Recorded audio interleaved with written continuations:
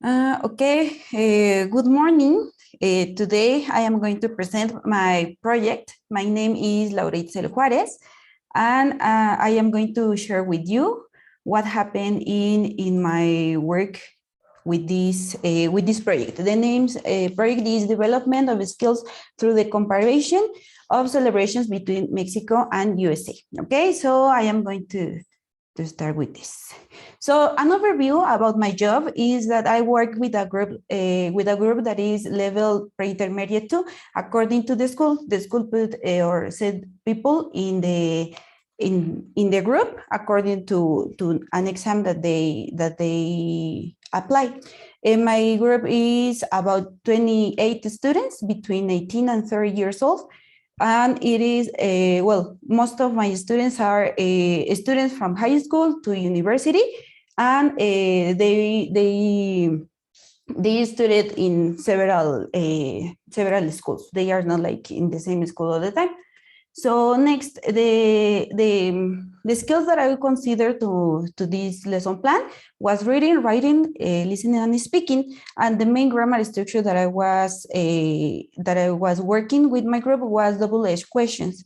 So we have a little syllabus that the school gave to the teachers, and we have to be checking like each topic. And in the moment that I apply this project, we had this topic. So the title was, is Celebrations in USA and Mexico.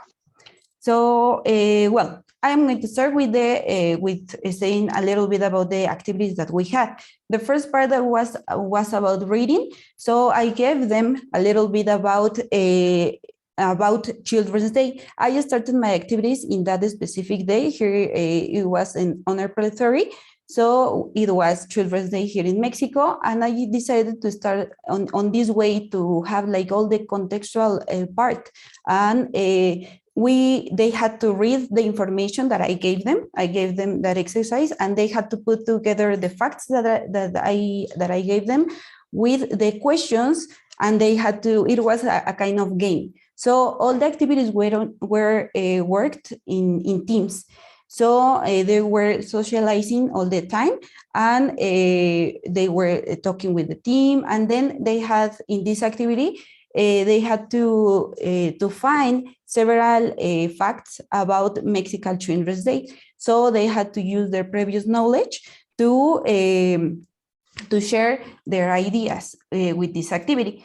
And this part is related to the schema theory, that we have to remember that we have to check or to point to start with the previous general knowledge that they have about this particular topic. And then we go to the formal schema, where they have to check what happened, with the information that I gave them, and they will construct to build their own knowledge. So I use this also to this part, because they were after that they had to write. They had to write a little bit about. They had to discuss in teams what topics they wanted to investigate. So once that they were familiarized with the vocabulary and the grammar part, they had to discuss what celebrations they wanted to search for, and then they had to write, and they had to make their own questions. So they were going to do something similar about what I did, but now it was their turn. So they look for information about 3 celebrations, and he had to make questions about those celebrations using their own information and constructing in teams this job. So they were using also controller writing or free writing according to the level, because also they are in the same level. All of them have different backgrounds, and so they have different levels in English. So this is related also to what Highland says in 2002, because they selected their information through the investigation on the internet. They developed their ideas in teams and they write about it. They ordered their ideas because they had to put together the information and to construct to reach the activity, to reach the main part of the activity. And they expressed these ideas by their text that they construct. So after this, we had the speaking activities. So speaking was aboard by two points. The first one was an oral presentation about the topics that they chose.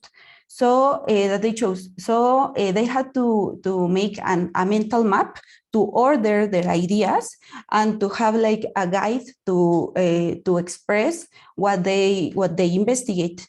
So this was one of the parts of the speaking skill, and the other part was to record a podcast. So they faced this part. They faced this kind of problem because in the school we don't have a lot of technological tools. So they had to look for solutions to check how they were going to develop their podcast. So, and as I also mentioned, as I already mentioned, they are not in the same school. So we only meet each Saturday, and they were discussing, okay, we are going to do the podcast like this. We can meet by Zoom. Maybe we can record by WhatsApp. And they were looking for solutions to solve this part of the project. But all these were in team. Several of them, they recommended platforms to make the podcast, to create their podcast, and to have it ready. But what happened with the podcast? Once that they had the podcast, they had to share with the class, and we also use these recordings to have the listening part in the classroom. So in order to have access to real materials, because they are constructing their own materials. And I think that it was a great part to value their participation with this work, because I think that it's important that they feel that what they do is worth. So that's why I decided to use their own podcast and their previous questions that they did in the writing part. So it was a kind of test. It was interesting to hear the results, because once that they had the previous investigation that they read, that they wrote about these topics, they had much more idea about the grammar and the vocabulary, because several teams chose the same celebrations. So this helped them to understand better in this part and to construct their knowledge. So this was very useful activity. And also the team, when we were sharing the podcast, maybe a team had a doubt, and they say, okay, I don't understand this part. Can you tell us a little bit more? And they were having a feedback for the other team. So this was a very interesting part, because also it was not just like, oh, the teacher says this. So they could have this opportunity to say, I think that the pronunciation in this part is this one. So you can, and they can improve the pronunciation because of the necessities of that moment, because we were using their podcast. And they could find that it's not just to always to speak perfectly, that we can have mistakes, and that we all speak English in different ways. And here the objective is that they communicate and that they give the message that they wanted to reach.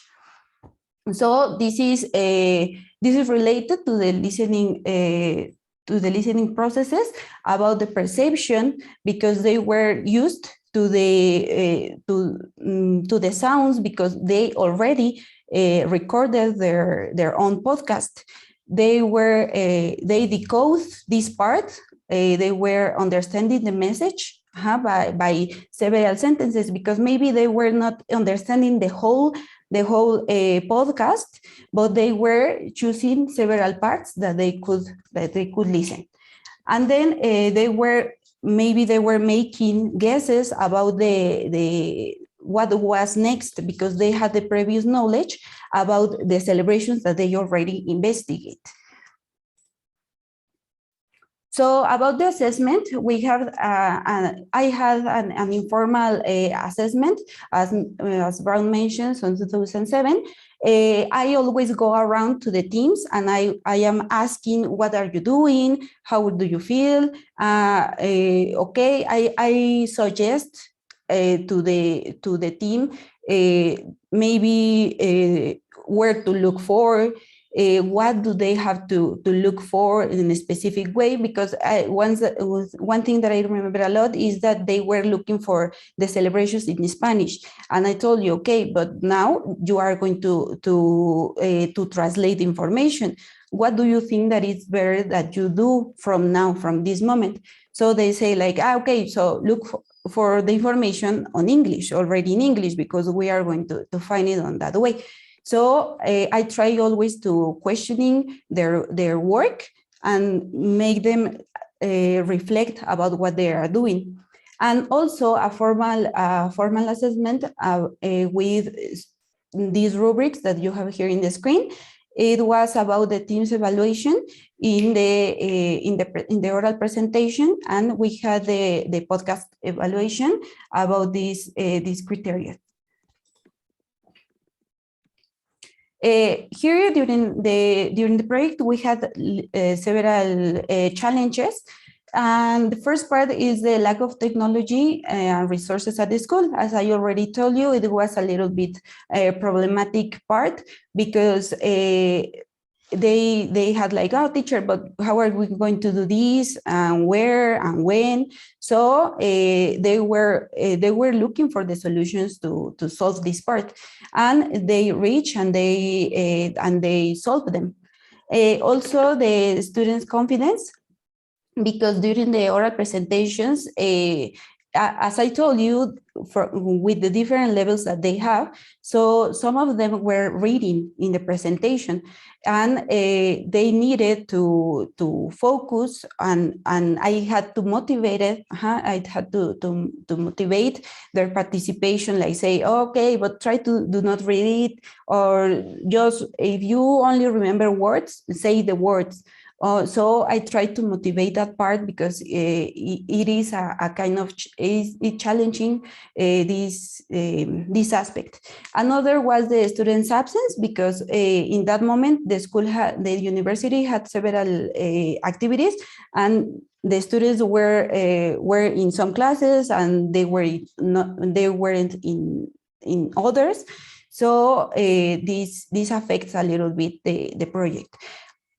And this was reflected in the time. So I had to move the activities to accomplish this. And well, the last part that I want to share is my reflection. So I reflect a lot that we have to connect the knowledge, that we have to connect the ideas that they have with the ideas that we want to take them to. So I can't talk about something that they don't know, and I have to start from the knowledge that they already have, and that they already can express. So also this is related to the role of the teacher. That now when I have a class, I think that what are they going to think? What are they going to do? Where I am going to take them? What do I have to do to take them to this knowledge, to this activity, to this skill? So this is something that I am asking when I am preparing my class. And this is related to the skills of the 21st century, where we have to look for the specific way to help them to develop creativity, critical thinking, collaboration, communication. So all this is what I want in my class, that they maybe I'm going to say something, maybe they do not learn something in English, or they do not learn what I wanted that they learn, but they learn to work collaboratively. They are asking themselves. 1 minute, please. Yes. And relate this to the technology, that is not just to use the cell phone or to use a computer, is that they use it with a goal, to set a goal with this part, and also that the interculturality, that this goes beyond, that this aspect goes beyond, that is not just about abroad, about USA, about another countries, is about their own context, because several of them were also talking about their own experiences when they were talking about celebrations here in Mexico, and they can realize that there is a lot of ways to celebrate something and to share sharing with the team. Okay, so this is everything, and this is the biography part. Okay, thank you. Okay, perfect. Okay, comments, please? Questions? I told you please to change your times in the PowerPoint, in the Excel, remember? Please write it like, Laura, you were gonna be like from 10 to 10:30. So the rest of you, please, could you change that part? Because I tried to change it, but I cannot. Somehow I cannot edit it. And that's it. I don't know. Do you have any comments? Remember that we do have to participate, at least 3 of you in the session, so that she has all of her presentation complete. Okay, before my comments, who would like to ask her or comment on her work, please? Hector has he raised his hand. Okay, Hector, please. Okay, very interesting your work, Laura. And as you work in a language center, was it complicated to have this range of students that they come from different backgrounds, different ages? Was it complicated for them to integrate, okay, their knowledge, their schema, their social skills into this activity? Yes, it was a fact that I reflect a lot, because, well, the youngest people were saying like, yes, we can celebrate in a party and we can do this. And others in other age, they were saying like, oh, I celebrate with my children, I celebrate with my sons. So they were thinking in several ways, and it is what I refer to interculturality. They can realize that they are that they share with other families. Is not just like in Mexico, it's just like in each family it is going to be different all the time. Okay, thank you. Yes. Me, Laura, I have a question. Yes, Judith. Yes. Okay, sorry for my voice, but I'm a little bit sick. Yes, my question No, it's okay. My question is, what can you explain to us an activity that you use to activate your students' schema theory in your classes? Well, as I always try, for example, we start with a brainstorm.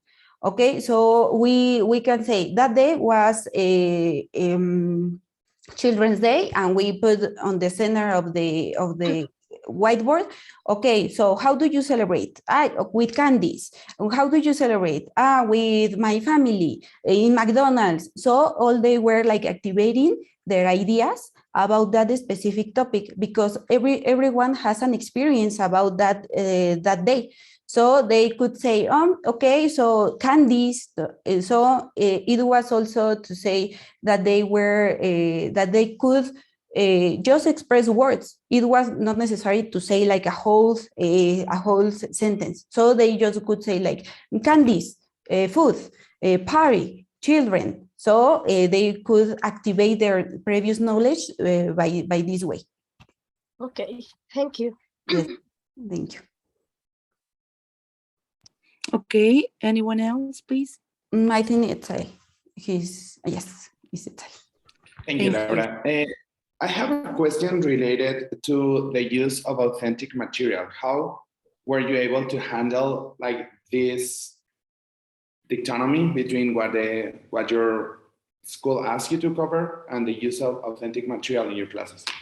I am very lucky because in the school, they are very open. So they are not like saying like, oh, you have to use this and use this.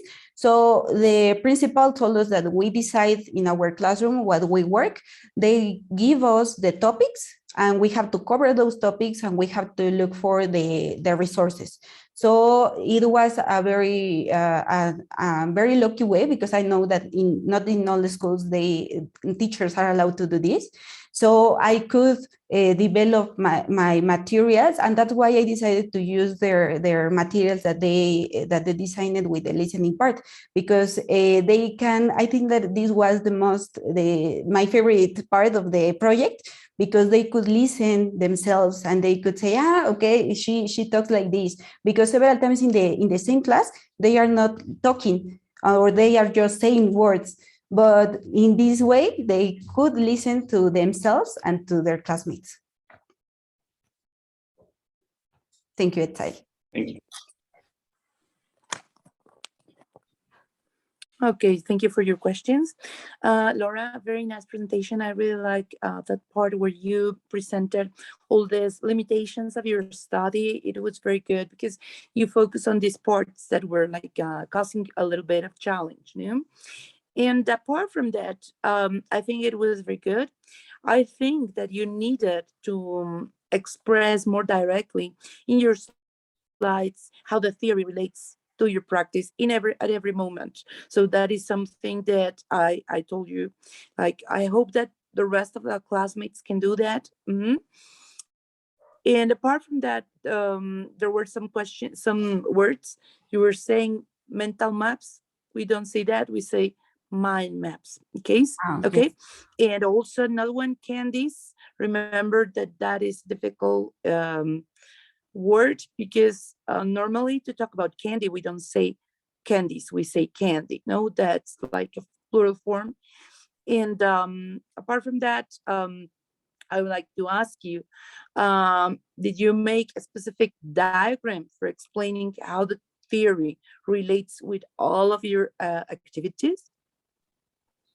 Like something visual, similar to what Kayla presented, but in a detailed way, as I told you?